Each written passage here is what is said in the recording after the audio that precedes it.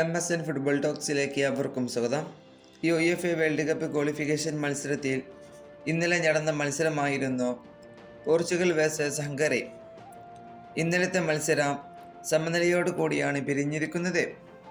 ഇന്നലെ 2-2 എന്ന സമനിലയോട് കൂടിയാണ് ഇന്നലത്തെ മത്സരം അവസാനിച്ചിരിക്കുന്നത്. ഇന്നലെ പോർച്ചുഗലിന് വേണ്ടി മിന്നും പ്രകടനമായിരുന്നു ക്രിസ്ത്യാനോ റൊണാൾഡോ കളിച്ചിരുന്നത്. ഇന്നലെ താരത്തിൻ്റെ വക പോർച്ചുഗലിന് വേണ്ടി 2 ഗോളുകളായിരുന്നു ഉണ്ടായിരുന്നത്. ആദ്യ പകുതിയുടെ ഇഞ്ചറി മിനിറ്റിലും അതുപോലെ തന്നെ 22ാമത്തെ മിനിറ്റിലും ഇന്നലെ താരം മികച്ച രീതിയിൽ തന്നെയായിരുന്നു പോർച്ചുഗലിന് വേണ്ടി കളിച്ചിരുന്നത്. അതുപോലെ തന്നെ ഇന്നലത്തെ മത്സരത്തിൽ ഹംഗറിക്ക് വേണ്ടി ഗോളുകൾ കണ്ടെത്തിയിട്ടുള്ളത് ഡൊമിനിക് സൊബോസ്ലൈയും, അതും 90ാമത്തെ മിനിറ്റിൽ ഇഞ്ചറി ടീമുടെ.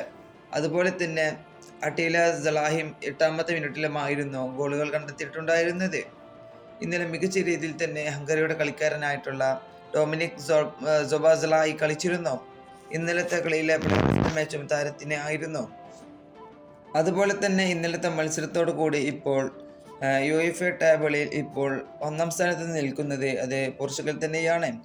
പോർച്ചുഗലിന് 10 പോയിന്റ് ആണ് ഇപ്പോൾ നിലവിൽ ഉള്ളത്. അത് 4 കളികളിൽ നിന്നും 10 പോയിന്റ്.